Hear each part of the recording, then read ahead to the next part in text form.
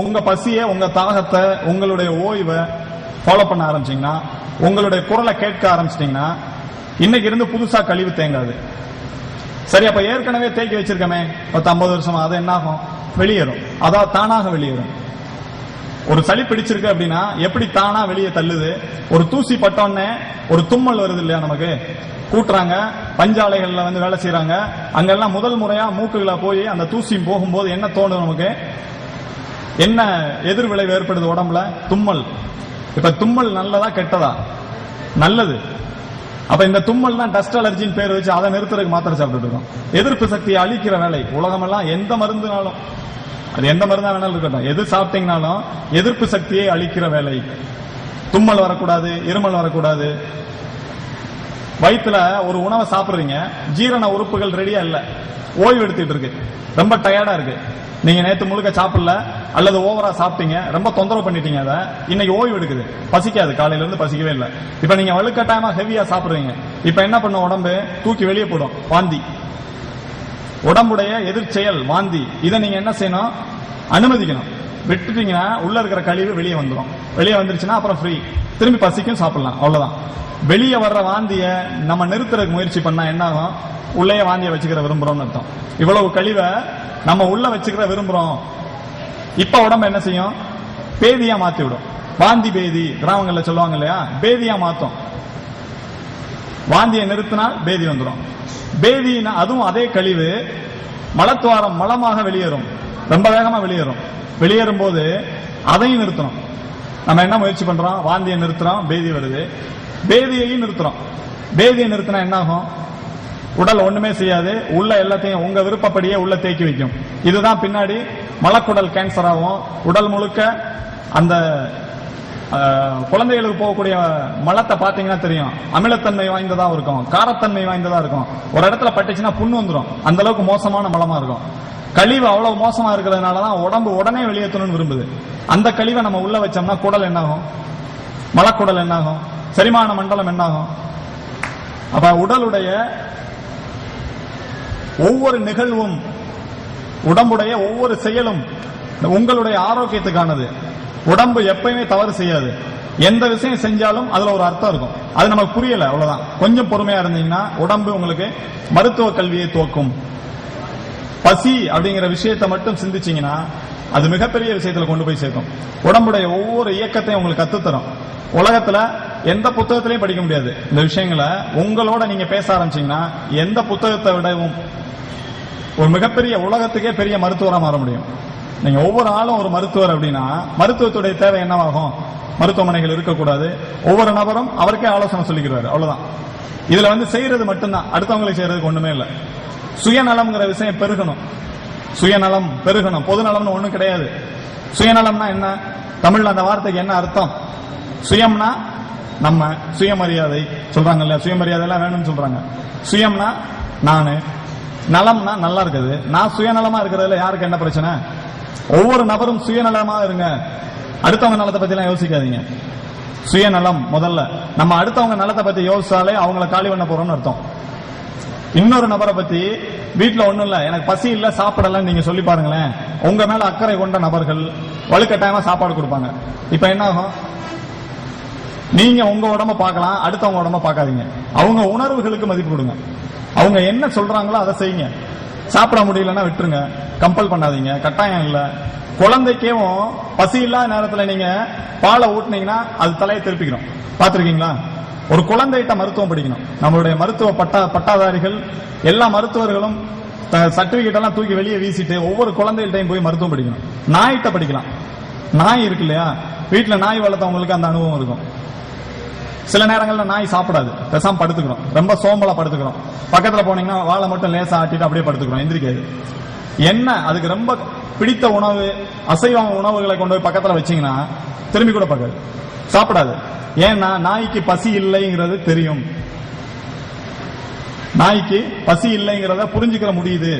அப்ப ஒவ்வொரு உயிருக்கும் இயல்பாகவே அந்த அறிவு இருக்கு.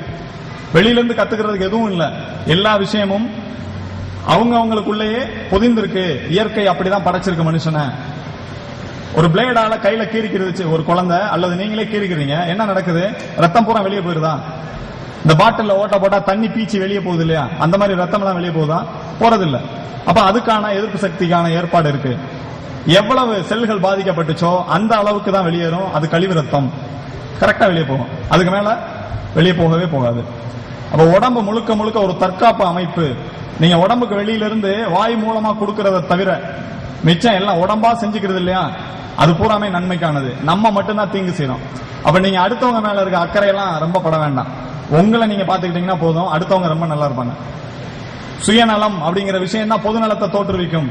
பொதுநலம் ஆரம்பிச்சீங்கன்னா சுயநலமும் கெட்டு போகும். அதுதான் அடிப்படையான விஷயம். எங்களுடைய மருத்துவ பயிற்சியகத்துல நாங்க இதைத்தான் சொல்லி தரோம். மருத்துவமனைக்கு வர்ற ஒரு முறை வர்ற நோயாளிகள் அடுத்த தடவை வரக்கூடாது, அடிச்சு பத்தி விட்டணும், திரும்பி வரவே கூடாது. அவங்களுக்கு அவங்களுடைய உடலோட பேசுற விஷயத்த சொல்லி தரணும். பசிக்கிறத அவங்களால கேட்க முடியாதா? முடியும். ஒரு காய்ச்சல் வந்தா போதும், நம்ம பெரிய டாக்டர் ஆகலாம், ஸ்பெஷலிஸ்டா மாற முடியும். காய்ச்சல் வந்தா என்ன செய்யுது? ஒரு காய்ச்சல் வந்து, காய்ச்சல் அப்படிங்கிறது எதிர்ப்பு சக்தியினுடைய உச்சகட்டம். காய்ச்சல்னா நோய் கிடையாது, எதிர்ப்பு சக்தியுடைய உச்சகட்டம். இத பத்தி எந்த விதமான மருத்துவமும் வெளியே சொல்றது கிடையாது. ஆங்கில மருத்துவம் கூட சொல்லுது காய்ச்சல் என்பது எதிர்ப்பு சக்தின்னு சொல்லுது.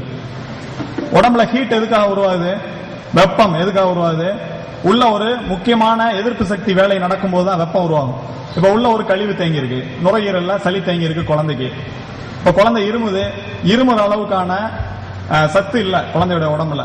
இருமுனா ரொம்ப கஷ்டப்படுது. அப்ப உடம்பே என்ன பண்ணும்? இருமல் மூலமா சளியை வெளியேற்றுறதுக்கு பதிலா காய்ச்சலை உண்டு பண்ணும். உடல் முழுக்க கொதிக்கும். அந்த குழந்தைக்கு காய்ச்சல் தோங்கின இடம் நுரையீரலா இருக்கும். தொட்டு பாத்தீங்கன்னா நெஞ்சில மட்டும் சுடும். அந்த குழந்தைய தொட்டு பாத்தீங்கன்னா நெஞ்சில மட்டும் சுடும். தொடர்ச்சியா அந்த காய்ச்சல் உடம்பு முழுக்க பரவும், சளி வெளியேறும். சளி வெளியேறதுக்காக வந்த காய்ச்சல். நீங்க இப்ப காய்ச்சலை நிறுத்த முயற்சி பண்றோம், எல்லாம் சேர்ந்து என்ன பண்றோம்? முதல்ல சளியை உள்ள வச்சோம், பேதியை உள்ள வச்சோம், வாந்தியை உள்ள வச்சோம். எந்த கழிவு வெளியே போனாலும் நம்ம சொத்து போற மாதிரி ரொம்ப வேகமா உள்ள வைக்க விரும்புறோம். வெளியேறது ஒவ்வொன்றும் கழிவு தான். உடம்பு தேவையில்லாத எந்த ஒரு பொருளையும் எப்பயுமே வெளியேற்றுறது கிடையாது. மண்ணு மாதிரி உடம்பு. நீங்க விதைய போட்டீங்கன்னா அந்த விதையில் இருக்கக்கூடிய உயிர் சக்தியை வெளிப்படுத்தி ஒரு மிகப்பெரிய மரமாக கொடுக்கும். உயிர் சக்தி வெளிப்படுத்துற தன்மை இந்த உடம்புக்கு இருக்கு. உணவை சாப்பிட்டா உணவுல சத்து கிடையாது, அதை உயிரா மாத்துறது உடம்பு தான்.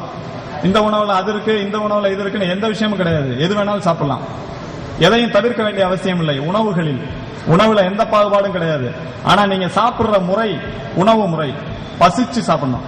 அதுதான் உடலுடைய மொழி. உடம்பு என்ன சொல்லுதுன்னு கேட்டு அதுக்கு பிடிச்சதை கொடுக்கணும். ஒவ்வொரு நேரமும் ஒவ்வொரு சுவை கேட்கும். உடம்பு இனிப்பு கேட்கும், புளிப்பு கேட்கும், காரமா சாப்பிடலாம்னு தோணும். மழை காலத்துல காரமா கேட்கும் இல்லையா? நம்ம எல்லாம் அனுபவிச்சிருக்கோம். அது கேட்கிற உணவை கொடுங்க. எந்த சைவம் அசைவம் எந்த வித்தியாசமும் கிடையாது. உடம்புக்கு எது கொடுத்தீங்கன்னாலும் சாப்பிடும், எது கொடுத்தீங்கன்னாலும் சத்தா மாத்தும். இந்த சத்து இதுல இருந்து தான் வரும்னு எந்த விதமான திட்டவட்டமான விஷயமும் கிடையாது. உலகம் முழுக்க அறிவியல் பூர்வமான ஆதாரங்கள் இருக்கு. பால் சாப்பிட்டாதான் கால்சியம் வரும், உருளைக்கிழங்குல கேஸ் இருக்கு, இப்படி நிறைய விஷயங்கள் நம்ம வச்சிருக்கிறோம் இல்லையா? அப்படிலாம் இல்ல. உருளைக்கிழங்குல வாயு இருக்கு, நம்ம கிராமங்கள்ல சொல்லிட்டு இருக்கிறோம். அதை எல்லாரும் உருளைக்கிழங்கு சாப்பிடுங்க நைட்ல போய் வீட்டுல. எவ்வளவு பேருக்கு கேஸ் வருதுன்னு பார்ப்போம். எல்லாத்துக்கும் வருமா? யாருக்கு வரும்? அவ உடல்ல ஜீரணம் சக்தி குறைந்தவர்களுக்கு மட்டும்தான் கேஸா மாறும். அப்ப உருளைக்கிழங்குல கேஸ் இல்ல, உங்க ஜீரண தன்மையில கோளாறு இருக்கு. நம்மளுடைய மனிதனுடைய இயல்பு என்னவா இருக்கு இப்ப அப்படின்னா, ஒரு கல்லுல போய் நம்ம இடிச்சிடறோம். என்ன காயம் கேட்டா கல்லு வந்து இடிச்சிருச்சுன்னு சொல்லுவோம் இல்லையா? சாதாரணமாவே என்ன கால்ல காயம் கேட்டா கல்லு வந்து இடிச்சிருச்சுன்னு சொல்லுவோம். நீங்க கொஞ்சம் யோசிச்சு பாருங்க, அறிவுக்கு பொருத்தமானதா அது? கல்லு எங்கேயாவது நடந்து வந்து இடிக்குமா? இல்ல, நம்ம தான் போய் இடிக்கிறோம். அப்ப நம்ம உடல்ல தோன்ற எல்லா விதமான நோய்களுக்கும் நம்ம தான் காரணம். அதை நம்ம ஒத்துக்கிறது இல்ல. அதனாலதான் இந்த கிருமி, இந்த பூச்சி, இந்த கொசுவு, இந்த நாய், இந்த பன்றியில பரவுது. எல்லா விதமான விஷயத்தையும் வெளியில சொன்னா நம்ம நம்புறோம். இதை வாங்கி போட்டா சரியா போயிருன்றாங்க, அதை வாங்கி போட்டா சரியா போயிருன்றாங்க. மொத்தத்துக்கு எல்லாமே போலிங்கிறாங்க. இப்படி ஏராளமான குழப்பங்களும் மிகப்பெரிய வியாபாரமும் மருத்துவத்தை வச்சு நடந்துட்டு இருக்கு. ஒவ்வொருவரும் நம்மளுடைய உடலுடைய மொழியை புரிஞ்சுக்கிட்டு அதை பின்பற்ற தோங்கினா உலகத்துல மருத்துவமனையோ மருந்தோ போலி மருந்தோ எதுவுமே இருக்காது, எல்லாமே அழிஞ்சு போகும். காய்ச்சல் ஒரே ஒரு விஷயத்த சொல்லிட்டு நான் நிறைவு செய்யலாம்னு நினைக்கிறேன். காய்ச்சல்ல பசி இருக்காது, வலுக்கட்டாயமா நம்ம சாப்பிடுறோம் முதல்ல. இதுக்கப்புறம் கவனிங்களேன், உங்க நாக்கு கசக்க ஆரம்பிக்கும். நாக்கு கசக்கும். உடம்பு என்ன செய்யுது, நான் சொல்றதை நான் கேட்க மாட்டேன் அப்படின்னு சொல்லி கசப்பு சுவையை நாக்குல தடவி வைக்குது. நீங்க எவ்வளவு நல்ல சுவையான பொருளை சாப்பிட்டாலும் கசக்குது, வாந்தி வர்ற மாதிரி இருக்கு அப்படின்னா சாப்பிடாதுன்னு அர்த்தம். உடம்பு அப்படிதானே சொல்ல முடியும். அதுக்கு இதுதான் மொழி. நீங்க சாப்பிடுற பொருளை கசப்பு சுவையா காட்டும், என்ன சாப்பிட்டாலும் டேஸ்டே தெரியாது, வாந்தி உணர்வை ஏற்படுத்தும். இதெல்லாம் நீங்க சாப்பிடக்கூடாதுன்னு உடம்பு சொல்லுது. அப்ப இதை நீங்க ஒவ்வொன்னா பின்பற்ற துவங்கினீங்கன்னா முழுமையான உடல் நலத்தை திரும்ப முடியும். எவ்வளவு கொடிய நோய்கள்னு உலகத்துல பயமுறுத்தினாலும் கூட, எந்த விதமான கொடிய நோயாக இருந்தாலும் உடம்பு தன்னுடைய கழிவு வெளியேற்ற சக்தியின் மூலமாக அவ்வளவையும் வெளியேற்றும். எந்த ஒரு கழிவையும் உடம்பு உள்ள வச்சுக்கிறாது. நன்மையான விஷயங்களை மட்டும்தான் உள்ள அனுமதிக்கும், எந்த விஷயத்தையும் தேவையில்லாம அனுமதிக்காது. இப்ப உணவுல கிருமி இருக்குன்னு சொல்றாங்க, காத்துல வர கிருமி உணவுல உட்காந்துக்கிறது, உணவை எடுத்து சாப்பிட்டா உள்ள போயிருதுன்னு சொல்றாங்க இல்லையா? காத்துல இருக்க கிருமி நேரா ஏன் வாய்க்குள்ள போக கூடாது? திறந்து தானே இருக்கு, மூக்கு ஓப்பனா தானே இருக்கு, காத்து வழியா நேரா போயிடலாம்ல. ஏன் இந்த உணவு மூலமா வருது, கொசு மூலமா வருது? கிருமி அப்படிங்கிற விஷயமே உலகம் முழுக்க எல்லா மருத்துவர்களுக்கும் நல்லா தெரியும். அது ஒரு கட்டுக்கதை, எல்லா மருத்துவர்களுக்கும் நல்லா தெரியும். கிருமிங்கிற விஷயத்துக்கு அறிவியல் பூர்வமான ஆதாரங்கள் கிடையாது. ஏராளமான நூல்கள் இருக்கு, மருத்துவ கல்லூரியில பாடமா நடத்துறாங்க கிருமி இல்லைங்கிறத. ஆனா வியாபாரத்துக்காக கிருமி இருக்கு, இந்த சோப்பு யூஸ் பண்ணுங்க, இந்த கொசுல பரவும், கொசு மருந்து அடிங்க. அரசாங்கமும் உலக சுகாதார நிறுவனமும் சேர்ந்து பண புழக்கத்துக்காக, வியாபாரத்துக்காக மருத்துவத்தை வியாபாரமா மாத்திருச்சு. எப்ப ஒரு விஷயம் வியாபாரமா மாறுதோ அப்ப அது அழிய வேண்டியது. அப்ப மருத்துவ உலகம்னு ஒண்ணுமே இருக்கக்கூடாது. ஒவ்வொரு தனிநபரும் மருத்துவராக மாறணும் அப்படிங்கிற அடிப்படையில தான் மரபுமுறை அக்குபஞ்சர் கவுன்சில் தொடர்ச்சியாக இந்த உடலே மருத்துவர் அப்படிங்கிற கருத்தரங்குகளை தொடர்ச்சியாக நடத்திக்கிட்டு இருக்கு. திருப்பூர்ல ஏற்பாடு செய்த விழா ஏற்பாட்டாளர்கள் மற்றும் அக்குபஞ்சர் ஹீலர்ஸ் ஆர்கனைசேஷனுடைய நிர்வாகிகள், அக்குபஞ்சர் ஹோம் நடத்தக்கூடிய ஹீலர்கள், இங்கே கலந்து கொண்டிருக்கிற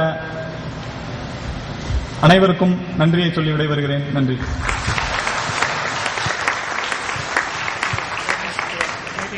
மருந்திலிருந்து விடுதலை.